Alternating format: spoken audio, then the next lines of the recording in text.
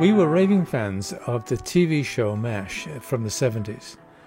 One of the characters, Klinger, always talked about his hometown of Toledo and his favorite restaurant, Tony Paco's. Tony Paco's is famous for its hot dogs and cabbage rolls, but mostly for its signed hot dogs. In 1972, Burt Reynolds stopped by Paco's, and when asked for his autograph, he signed a bun. The walls are lined with signed hot dog buns from both famous and infamous people. The place was hopping. Tables were filled with family and special friends.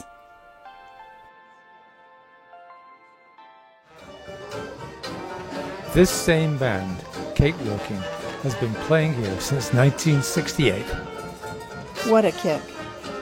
One of the reasons we love Harvest Host is you find the most unique places. So we needed a place off the cuff, and Rod found this little tavern, the oldest tavern and boarding house in America, and we're going to go have dinner there tonight. It's been here since 1782. 1782. Wow! Continually as a tavern. I hope it's not the same food. The Wayside Inn is still open for weary travelers to rest for a night or two, or 6. We carry our home with us, so we were more interested in Larrick's Tavern. You know it's good if you see a tour bus outside. And we're in the oldest part of the tavern. And this is where we're going to have lunch. Today's our anniversary. Yay. Happy anniversary! That's my bride. The food was great, but the atmosphere even better. The tavern wasn't the only history. Middletown was fought over in the Civil War and have yearly reenactments of the battle.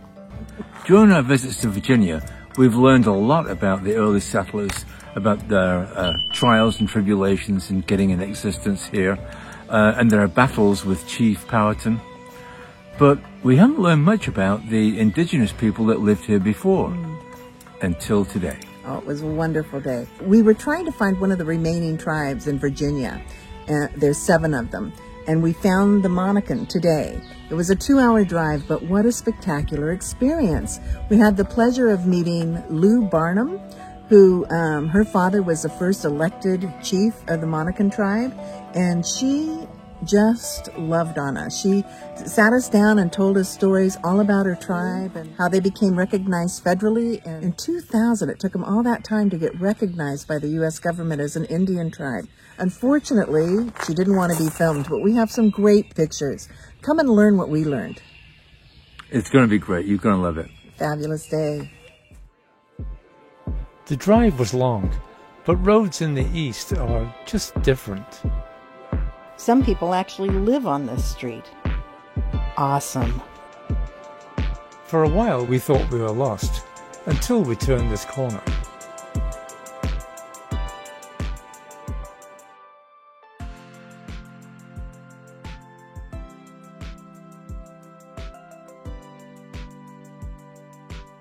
This place was originally built as part of the church, but since Monacan children weren't allowed in regular schools, they were taught here until the 7th grade, up until 1964.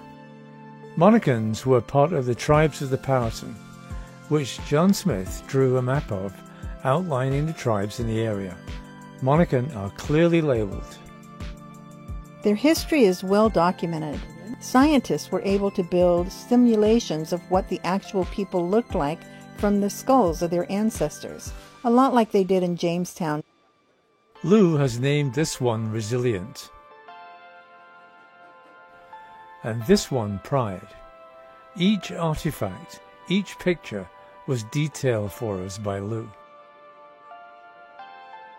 She was a person who was an inspirational speaker. So she did a lot of positive speech making when it came to Washington, D.C. It was awesome to learn about this ancient culture, but even more exciting to learn about the people they are today and what their plans are for the future.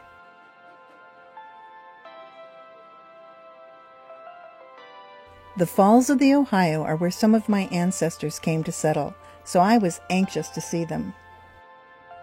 All things have changed since the early 1800s, but the fall simply no longer exists. In 1830, engineers dammed the Ohio in order to make navigation lanes for shipping boats easier, because the falls were extremely treacherous.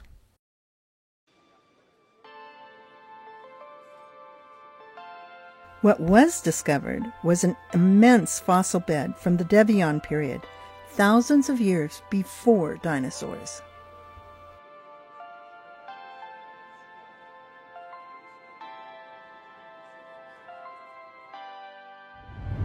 They were warning us that there's signs here that says when the warning bells get off, get out of the fossil beds because the water rises very quickly. But look at all the stuff the water brings down when it floods. I don't think I've ever seen baby's breath in the wild. Look how beautiful. Look how beautiful. Meriwether Lewis stopped here in 1803 to pick up William Clark before beginning their adventurous expedition. The visitor center was impressive and also closed. There was a wedding being held while we were there. We were beginning to see spring everywhere. We had so many butterflies at this camp, and I couldn't capture one of them on film.